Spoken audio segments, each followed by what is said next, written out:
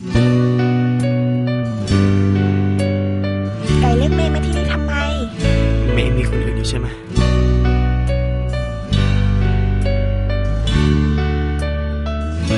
จะเป็นอย่างนี้ให้เราสองคนแยกทางซะดีกว่า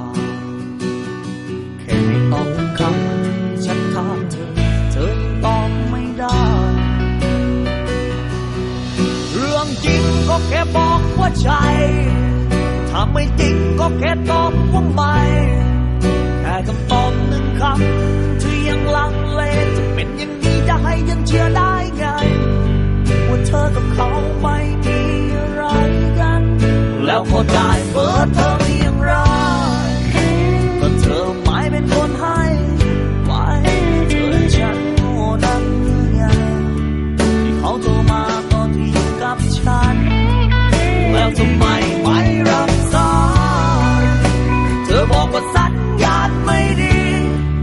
ฉันว่ามันสัญญาณมากกว่าไหมมาทำลงไปได้ไม่อายคนแอบหลงว่าจะเป็นนางฟ้าที่แท้เธอก็คือนางร้ายเธอที่ฉันเชื่อและตายใจว่าให้เธอนั้นเกิดมาเพื่อฉันแล้วมันก็เป็นแค่ความฝัน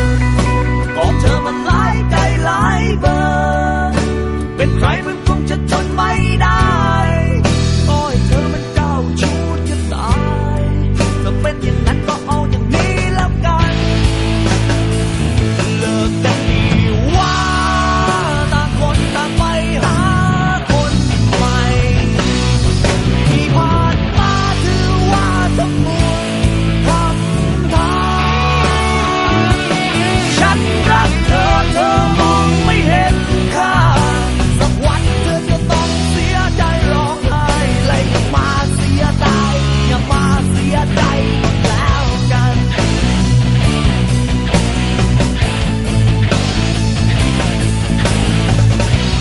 ว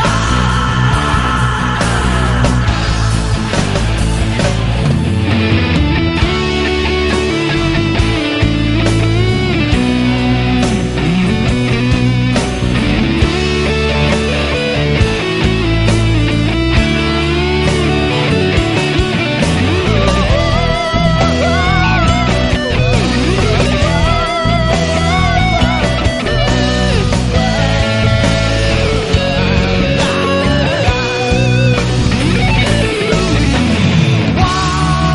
วต่างคนต่างไปหาคนใหม่ที่ผ่านมาถือว่าทั้งหมดทำทางฉันรักเธอเธอมองไม่เห็นค่าสักวันเธอจะต้องเสียใจร้องไห้และอย่ามาเสียใจอย่ามาเสียใจแล้วกันแอบหลงว่าเธอเป็นนางฟ้าที่แท้เธอก็คือนางร้ายที่ฉันเชื่อและตายใจว่าให้เธอนั้นเกิดมาเพื่อฉันแล้วมันก็เป็นแค่ความฝันเธอบอกว่าสัญญาณไม่ดีฉันว่ามันสัญญาณมากกว่าไหมมาทำลงไปได้ไม่อายคนเลิกกันดีว่า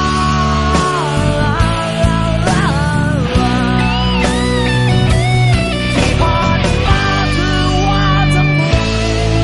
ทำทาง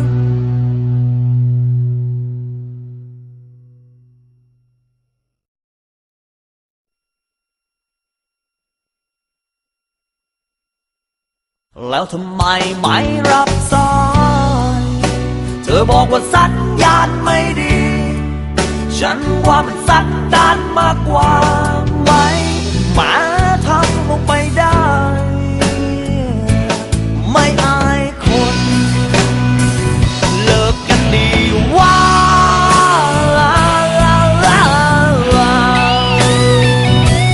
ที่ผ่านมาถือว่าทั้งหมด ทำท่า